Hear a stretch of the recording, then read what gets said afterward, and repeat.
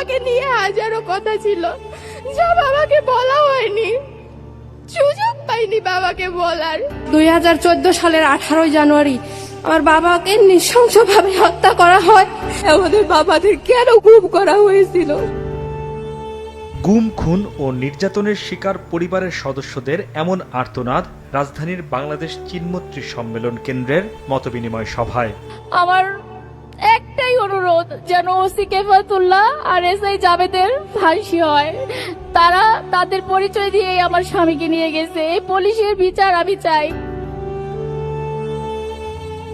মায়ের ডাক ও আমরা বিএনপি পরিবারের যৌথ এই আয়োজনে পতিত পলাতক আওয়ামী লীগ সরকারের আমলে ভুক্তভোগী পরিবারের সদস্যদের কথা শোনেন বিএনপি চেয়ারম্যান তারেক রহমান। এ সময় আবেগপ্রবণ হয়ে পড়েন তিনি। হারানো সন্তানদের ফিরে পাওয়ার আকুতিতে কান্নায় ভেঙে পড়েন মায়েরা। তাদের সান্ত্বনা দেন বিএনপির শীর্ষ নেতা। গুমের শিকার বিএনপির স্থায়ী কমিটির সদস্য সালাউদ্দিন আহমেদ নিজের অভিজ্ঞতার কথা তুলে ধরেন। আরও বলেন, নির্বাচন কমিশন ও একটি দল নির্বাচন থেকে সরে দাঁড়ানোর সুযোগ খুঁজছে। নির্বাচন কমিশন এবং একটি রাজনৈতিক দল যেভাবে নির্বাচনকে প্রশ্নবিদ্ধ করতে চায় এবং পারতপক্ষে নির্বাচন থেকে সরে দাঁড়াতে চায় বিভিন্ন কৌশলে, সেটার সুযোগ খুঁজছে। আমরা কোনো সুযোগ দেব না।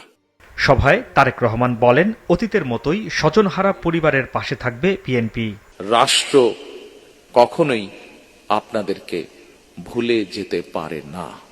সম্প্রতি নির্বাচন কমিশন কিছু বিতর্কিত ভূমিকা নিয়েছে উল্লেখ করে তারেক রহমান বলেন, রাজনৈতিক দল হিসেবে বিএনপি ধৈর্যের পরিচয় দিতে চায়। নির্বাচনের কমিশনের রিসেন্টলি কিছু বিতর্কিত ভূমিকা বা বিতর্কিত অবস্থান, তারপরেও রাজনৈতিক একটি দায়িত্বশীল রাজনৈতিক দল হিসাবে আমরা ধৈর্যের পরিচয় দিতে চাই।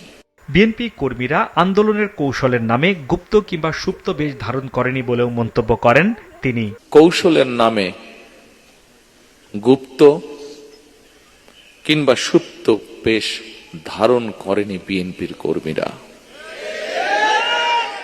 গণতন্ত্রে উত্তরণের পথে নানাভাবে ষড়যন্ত্র হচ্ছে উল্লেখ করে এ বিষয়ে সবাইকে সজাগ থাকার আহ্বান জানান তারেক রহমান।